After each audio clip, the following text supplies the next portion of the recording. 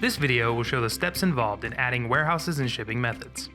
A warehouse is any location from where you fulfill orders. During your initial setup, you are provided a default warehouse that you can customize to fit your needs.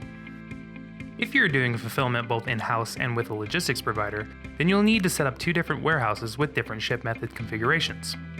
You can add as many different warehouses as necessary to run your business. But first, let's log into the corporate office. To set up a warehouse, navigate to the Inventory section Warehouses page.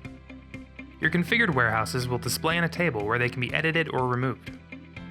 Click the New Warehouse button to navigate to the Edit Warehouses page. The first thing you need to do here is give the warehouse a name in the Warehouse Name field.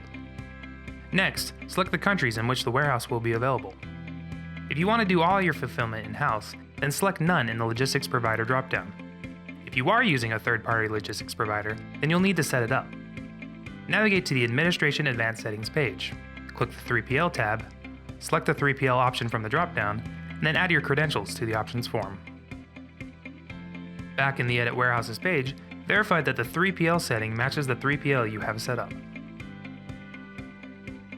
In the Warehouse Import and Export Addresses forms, enter the addresses provided by your 3PL. If you're not using a 3PL, you can leave these sections blank. Click the Save Changes button. Next, we'll add a shipping method. To set up a shipping method, click the Add Ship Method button. This opens a pop-up where you can configure your ship method to be usable in certain regions and stores. Give the method a name, such as expedited, next day, etc. The name is what displays in the corporate shop, web office store, and e-commerce site. The default warehouse's shipping method name is standard shipping, so you want to use something different or edit the default configuration. Next, select which regions can use the shipping method. Because shipping is handled differently in different regions, only select the regions that will use the same shipping method and warehouse. In the Stores field, you can select which stores have access to the shipping methods you create, such as having a shipping method only available to corporate or wholesale orders. With both the Regions and Stores fields, if you like a generic shipping method for everyone, simply select every option. In the Price field, enter the shipping cost. And in the Shipping Cost dropdown, select how the price is applied. Whether a fixed cost, one flat fee for everyone, or per pound, the price is multiplied by the item's weight. You can select Table to offer a variable rate based on the item's weight and dimensions. For example, an item weighing 0 to 3 pounds having a different rate than one weighing 3 to 5 pounds. You can set up the table after saving the method, then click the Edit Table button. Then, enter the rates in the shipping chart.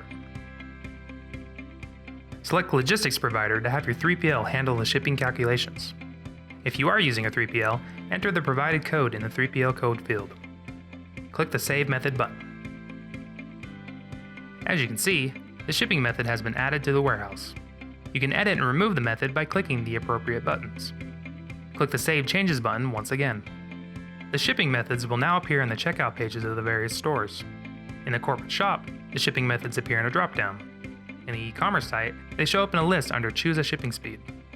In the web office, they appear in the Shipping Methods section. Click Edit to select a different method. This was just a brief overview of adding warehouses and shipping methods. For a more in-depth learning experience, visit our Help Center at help.directscale.com, and thanks for watching.